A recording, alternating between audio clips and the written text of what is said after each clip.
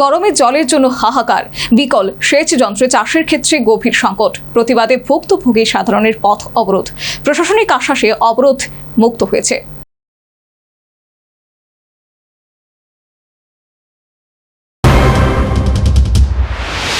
একদিকে অসহ্য গরম, অন্যদিকে পানীয় জল এবং সেচের জলের তীব্র অভাব। এই দ্বিমুখী সমস্যায় পড়ছে সোনামুড়া নগর পঞ্চায়েতের ধুলিয়ায়ের মাস্টারপাড়া এলাকার জনগণ। সেচের মেশিন থাকলেও বছরের বেশিরভাগ সময় সেটি বিকল পড়ে থাকার অভিযোগ উঠেছে। ফলে সমস্যায় পড়েছেন প্রায় 60 থেকে 70 জন কৃষক। এই পরিস্থিতিতে জল সংকটের প্রতিবাদে বৃহস্পতিবার সকালে সোনামুড়া আগরতলার মূল সড়ক অবরোধ করেন ক্ষুব্ধ বাসিন্দা এবং কৃষকরা। অবরোধ চলাকালীন সময়ে ক্ষুব্ধ কৃষকরা তাদের দুর্ভোগের কথা তুলে ধরেন। আমাদের জমি ছিল, সবজি ক্ষেত আছে, পটল ক্ষেত, কারগুল ক্ষেত, আমি শশা লাগিয়েছিলাম, ঝিঙ্গা লাগিয়েছি, কোনোটাই হচ্ছে জলের অভাবে। আর ওই মেশিন ঘরটা বন্যার কারণে অর্ধেক পড়ে গেছে। মেশিন করে নাই দিলে মেশিন ঘর আছে, অর্ধেক পড়ে রয়েছে। কয়দিন পরে ঠিক করে একটু চলে, আবার বন্ধ হয়ে যায়। এরকম করে আমাদের জলে পাইতেছি না। আমরা কৃষকরা কই যাও, আমরা তো সবার অন্নদাতা, আমরা ধান বাড়িতেছি। এই টাইমে যদি আমরা ধান যদি না জল দিতে পারি, ধান বাড়ি উঠতে হবে, মানুষেরা খাবে কিভাবে? আমরা কৃষকের বাঁচানো আমরা দরখাস্ত দিচ্ছি, কিন্তু তার কোনো প্রতিদান আমরা পাইনি। এর আগেও এলাকাবাসী জলের দাবিতে পথ অবরোধ করেছিলেন। তখনও সমস্যা সমাধানের আশ্বাস দেওয়া হয়েছিল, কিন্তু কাজের কাজ কিছুই হয়নি বলে জানালেন অপর এক কৃষক। এই অবরোধটা আবার করছি না। আমাদেরকে নগর পঞ্চায়েতের ভাইস চেয়ারম্যান আইছিল, থানার বড়বাবু আইছে, সেখানে আমরা আমাদের কৃষকরা সবাই নিয়ে মাঠটা পরিদর্শন করাইছি। তারপর সেখানে আমাদেরকে আশ্বাস দিয়েছিল যে 1 সপ্তাহের মধ্যে আমাদেরকে নতুন মেশিন ঘর দিবে। বন্যার কারণে এই যে মেশিন ঘরটা, এটা অর্ধেকটা ভাঙে গেছে, আর যত সরঞ্জাম আছে সেগুলি নষ্ট হয়ে গেছে। অনেক কিছু সারাই করে এই 1 দিন 2 দিন জল দেয়, তারপর আবার 15 দিন 20 দিন ওই যে মেশিন ঘরটা নষ্ট হয়ে যায়। আমরা চাইছি যে ওই নিচু জায়গা থেকে উঁচু জায়গায় একটা মেশিন ঘর স্যাংশন করা হয়েছে।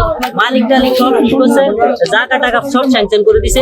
আমাদের নগর পঞ্চায়েত ভাইস চেয়ারম্যান কইছে যে রড, সিমেন্ট, বালু, কন্ট্রাক্টর সব নিয়ে আসে।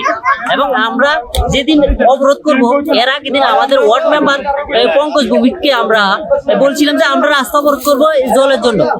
উনি বলছে যে রাস্তা অবরোধ করলে আমার কি, আমার কোনো সমস্যা নাই, তোমরা পারলে কি করো, রাস্তা অবরোধ করো, আমার কোনো সমস্যা নাই। সকাল প্রায় 9:30টায় শুরু হয় এই পথ অবরোধ। এর জেরে রাস্তায় যান চলাচল ব্যাহত হয় এবং যাত্রীদের দুর্ভোগ বাড়ে। প্রশ্ন উঠছে, সেচের মেশিন থাকলেও তা কেন বছরের পর বছর সচল রাখা গেল না?